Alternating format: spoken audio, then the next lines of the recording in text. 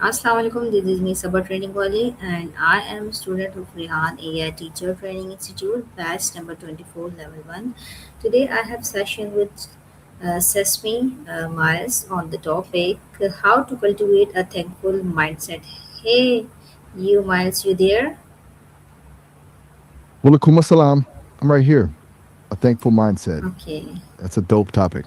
I'm locked in and ready for your questions. Go for it. okay. Without wasting time, let's start the our session. What does it mean to have a thankful or grateful mindset? Basically, it's a shift in perspective. Instead of focusing on what's missing or what went wrong, you start noticing the things that are actually working in your favor. It's not about pretending everything is perfect, but just choosing to give more weight to the good stuff. You know what I'm saying? Why is gratitude important for our mental and emotional well being? It's basically like a cheat code for your brain. When you lean into gratitude, it pulls you out of that loop of stress and anxiety and forces you to ground yourself in the present. It lowers the volume on the negative noise and makes you feel more resilient when things actually do go sideways. It's a way of reminding yourself that even on a bad day, there's usually something that doesn't suck. Very cool, right? How can practicing gratitude improve our daily lives? It basically upgrades the way you experience your day. Instead of just gliding through the day on autopilot, you start catching those small wins that you'd usually ignore, like a great cup of coffee or a green light when you're in a rush. It makes the ordinary stuff feel more rewarding, which keeps your overall mood higher. Plus, it usually makes you a more pleasant person to be around, so your relationships tend to get a bit smoother too. You know what I'm saying? What are some simple ways to start developing a thankful mindset? The easiest way is to start small so it doesn't feel like a chore. Try a gratitude list. Just jot down three things you're thankful for before you go to bed. It could be as simple as a good meal or a funny text from a friend. Another dope move is the gratitude pause, where you just stop for 10 seconds during the day and actually feel the appreciation for something right in front of you. It's all about training your brain to hunt for the good stuff. You want some more structured exercises to try? How does gratitude affect our relationships with family, friends, and colleagues? It's a total game changer for your connections. When you're actually grateful, you stop taking people for granted. Instead of focusing on how your partner forgot to do the dishes or a colleague missed a deadline, you start noticing the things they actually do right. People can feel when they're appreciated, and it makes them want to show up for you more. It basically replaces criticism with appreciation, which keeps the vibe way more positive. You know what I'm saying? Can gratitude help us overcome stress, anxiety, and negative thinking? How? It absolutely can. It basically functions as a mental circuit breaker. When you're spiraling into negative thinking or anxiety, your brain is essentially stuck in a loop of what's going wrong. Gratitude forces you to switch tracks. You can't realistically be in a state of deep gratitude and deep anxiety at the exact same time. The two emotions just don't play well together. By intentionally focusing on something that's actually good, you break that loop and ground yourself back in reality. It's like a reset button for your stress levels.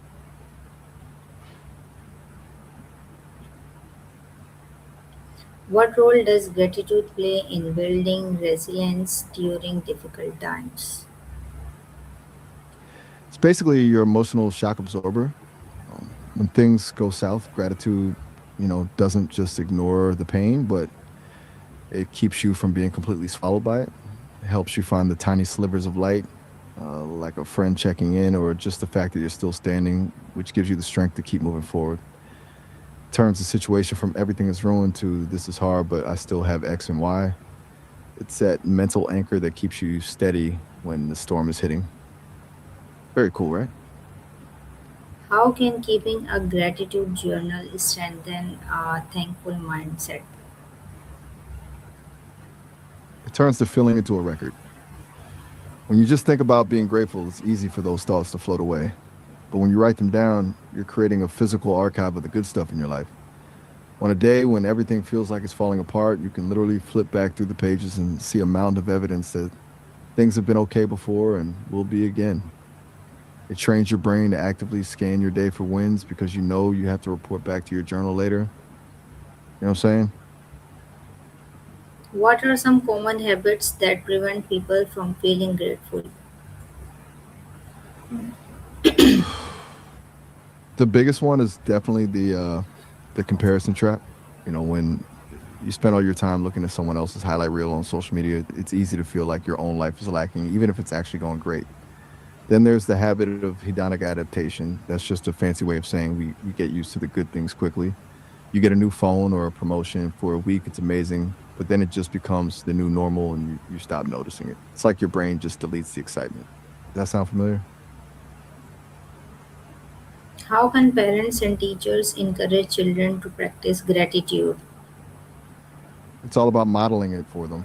Kids are like sponges. They don't really do what you tell them, they do what they see you doing. So if a parent or teacher is out loud about the things they're thankful for, like, I'm so glad we have this sunny day for recess,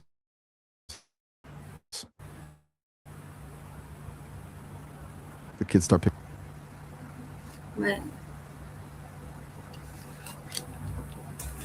My, my next question: does expressing gratitude have any physical health benefits? If so, what are they? Wait, my bad. I was still thinking about the kids ritual. To answer your question, yeah, it actually does. It's not just in your head. Gratitude can lower your cortisol levels, which means less stress on your body, and it often helps people sleep better because you're not lying awake chewing on everything that went wrong during the day. Some people even find it boosts their immune system because they're just generally less stressed out. It's basically a full body upgrade. Very cool, right? How can we remain thankful even when life doesn't go as planned? That's the real test, right? The trick is to stop looking for the big wins and start hunting for the tiny ones. When the big plan falls apart, you don't have to be grateful for the failure itself. That's just fake. Instead, you look for the small things that are still solid. Maybe it's the friend who listened to you vent, or just the fact that you've got a safe place to crash. It's about finding a small piece of ground to stand on while everything else is shifting. It doesn't fix the problem, but it keeps you from drowning in it. You know what I'm saying? Yes. What are some daily gratitude exercises that anyone can practice? There are a bunch of easy ways to weave this into your day without it feeling like a job.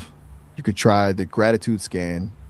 Basically, once an hour, just take 5 seconds to notice one thing in your immediate surroundings that's actually dope, like the way the light is hitting the room or a song you like. Then there's the gratitude letter where you write right, right, gratitude letter where you write a note to someone who helped you out a long time ago, even if you never send it. Or if you're into the digital side, just snap a photo of one good thing that happens every day and keep them in a specific folder on your phone. It creates a visual record of wins. You want to know which one of these usually sticks the best for people? How can gratitude contribute to long term happiness and personal growth? It basically changes your baseline for what happy looks like. When you make gratitude a habit, you stop waiting for a massive life event to feel good and start finding satisfaction in the day to day. Over time, that builds a kind of internal stability where your happiness isn't just dependent on things going perfectly. For personal growth, it keeps you humble and open. You realize how much of your success is actually due to the help of others or just good timing, which makes you more empathetic and driven to give back. It turns life from a constant chase for more into a practice of appreciating enough. Very cool, right? What is your final advice for everyone who wants to cultivate a thankful mindset and live a happier, more meaningful life? My biggest piece of advice is to keep it real. Don't feel like you have to force a smile or pretend everything is amazing when it's not. Gratitude isn't about ignoring the mess, it's about finding something small and solid to hold on to while you're in the middle of it. Just start with one thing, one tiny win, one decent cup of coffee, one friend who gets you. If you can do that, you've already won. Just be patient with yourself and let it happen naturally. Okay, Sesame, our session is going to I'm guessing that's end. a wrap. We will meet in next All good. session. Take care. Right on. I really like the vibe of this one. Take it easy until next time. Bye.